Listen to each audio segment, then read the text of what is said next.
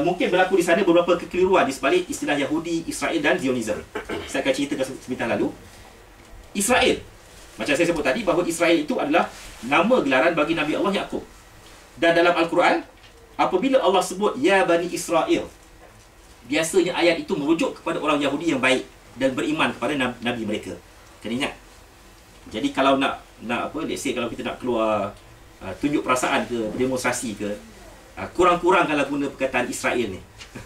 Okey, pasal Israel ni dia adalah nama Nabi. Nama Nabi Yaqub. Okey. Adapun Yahudi.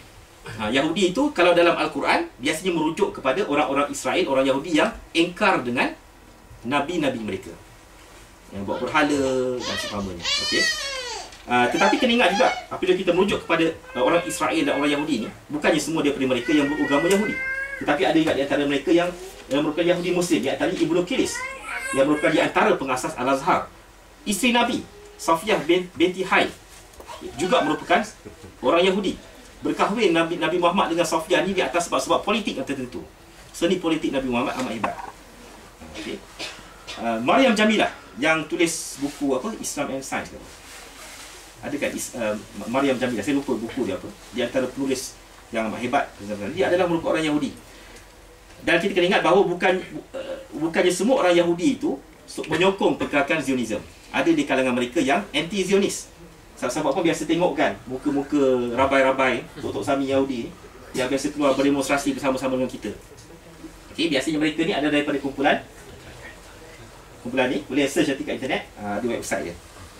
Dan Zionism seperti mana yang dah kita sebut sebentar tadi lah, satu pertubuhan yang diasaskan dengan tujuan untuk mengabsahkan dari sudut undang-undang antarabangsa kewujudan sebuah negara yang menjadi hak milik eksklusif bangsa Yahudi. Zionism ni adalah gerakan yang bersifat rasism. Okey, jadi sahabat-sahabat sekalian, ni semua bekas pimpinan-pimpinan mereka lah. Kita dah berada di penghujung rancangan, jangan risau sahabat sekalian.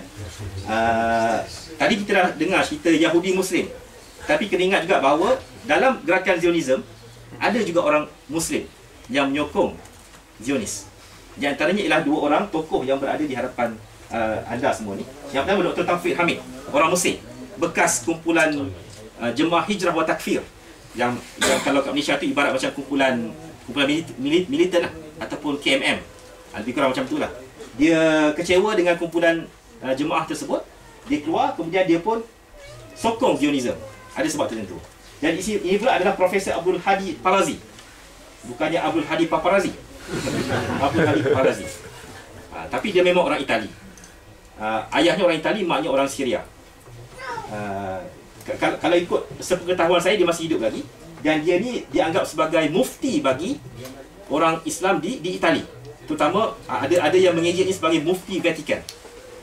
Pasal apa? Pasal dia sokong gerakan Zionism. Apa yang mereka berdua ni kata? Mereka berdua kata sebenarnya kita ni tak payah susah-susah sangat untuk membebaskan Palestin. Kerana apa? Kerana Allah sendiri telah pun berfirman dalam Al-Quran bahawa Palestin itu perlu diserahkan kepada orang Yahudi. Daripada surah Isra, boleh rujuk nanti ayat 104. Ini hujah yang biasa mereka berdua kata kan. Uskunul ard, Allah memberikan maskan, memberikan tempat tinggal kepada orang Yahudi ke dalam bumi Palestin. Jadi kalau nak jawab benda tu, dia kena jawab dengan ayat Al-Quran yang lain daripada surah Isra juga, ayat 5, ayat 6.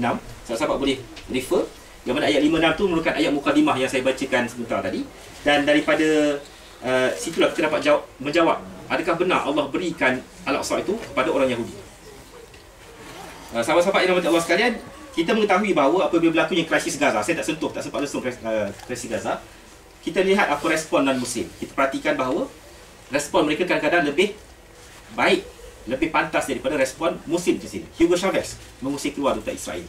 Ramai masyarakat dunia yang keluar berdemonstrasi, termasuklah orang Yahudi. Tanya diri kita, pernah tak kita menzahirkan kemarahan kita kepada kemungkaran? Sedangkan menzahirkan kemarahan kepada kemungkaran itu adalah selemah-lemah iman. Jadi bukannya nak paksa sahabat-sahabat semua keluar berdemonstrasi, tak perlu. Tapi sekurang-kurangnya kita kena menyatakan kemarahan. Jerit sorang-sorang dalam bilik air ke, daripada nyanyi lagu Awi ke nyanyi lagu Sel ke, cuba kutuk saya sekali Yahudi, cheese kau Yahudi, cheese kau Yahudi. Okay? Menyatakan kemarahan. Selemah-lemah iman itu adalah marah di dalam hati. Okey.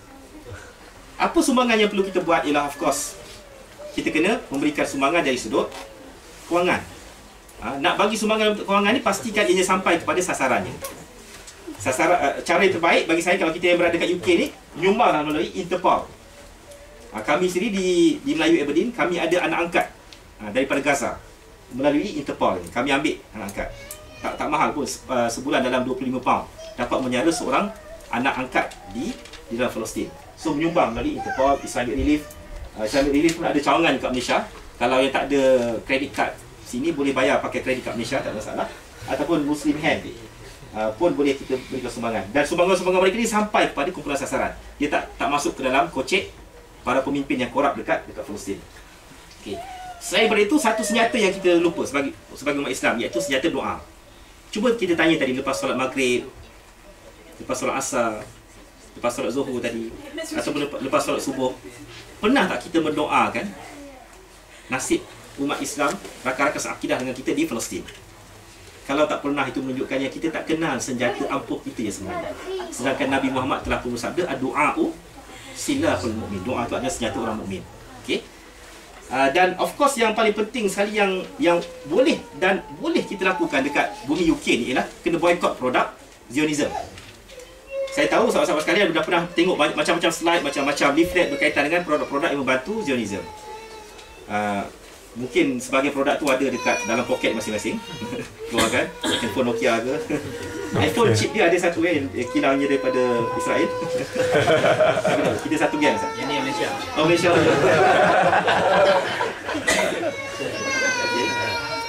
Cuma satu, apabila sahabat-sahabat sekalian kita membincang pasal boykot ni, ada yang kata dengan nada yang cynical, apalah sangat kalau isi aku beli Pepsi, aku beli Coca-Cola, aku beli 50p je. Apalah sangat 50p tu sampai kepada tentera Zionis. Mungkin sampai half p je. Okey. Dalam konteks ni kita kena ingat sejarah yang berlaku mana Nabi Ibrahim dibakar. Ada 2 ekor haiwan yang berada di dalam peristiwa Nabi Ibrahim dibakar. Haiwan pertama dijamin masuk syurga. Haiwan kedua masuk neraka. Apa haiwan pertama yang dijamin masuk syurga tu? Burung. Dia kata burung hud-hud. Jangan tahu nyanyi lagu Nasir je, tanya sama itu hud-hud. Tapi tak tahu apa sejarah burung hud-hud. Ini riwayat yang ada yang kata lemah lah, tapi at least kita boleh ambil pengajian situ ialah apa yang burung hud-hud dia buat ialah dia pergi dekat kolam dengan paruhnya yang kecil tu, lalu dia pergi menyembah api yang membakar Nabi Ibrahim. Fikir logik sikit. Apalah sangat air titik tu dalam nak membakar Nabi, dalam memadamkan api yang membakar Nabi Ibrahim. Tapi dengan sebab tindakan itu, walaupun sikit, masuk syurga. Berbeza dengan haiwan yang kedua. Apa haiwan kedua? Cicak. Malam Jumaat sunat membunuhnya. Tak tengok cicak kat sini. Ada yang kata macam ni, kita tak tahu betul tak betul. Tapi seluruh haiwan yang membawa kerosakan kita sunat untuk membunuh, termasuk cicak. Kenapa cicak masuk neraka? Antaranya ialah kerana masa api membakar Nabi Ibrahim, apa yang cicak buat ialah cicak menghembus api yang sedang membakar Nabi Ibrahim. Pernah kena hembus cicak? Yang sekolah serama pernah kena hembus cicak? Yang tidur kat surau ke? Biasa kat surau banyak lah cicak. Pernah tak kena hembus? Saya rasa kalau kita kena hembus cicak pun, kita tak terasa hembusan tersebut, tak terasa angin ni. Fikir logik sikit. Apalah yang mampu cicak punya hembusan tu dalam nak memarakkan lagi api yang membakar Nabi Ibrahim. Tapi balasannya ialah sahabat-sahabat sekalian, neraka sahabat-sahabat sekalian.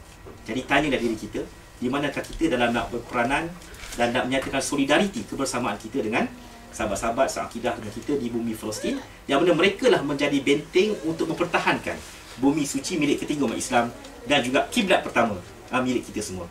Jangan merasakan bahawa kita tak ada peranan dekat bumi ini. Ini adalah bumi milik kita bersama, dan kita bersama-sama bertanggungjawab untuk mempertahankan kesucian bumi Al-Aqsa. Aku lu mutasma'un wa astaghfirullah li wa lakum. Wassalamualaikum warahmatullahi wabarakatuh. Waalaikumsalam.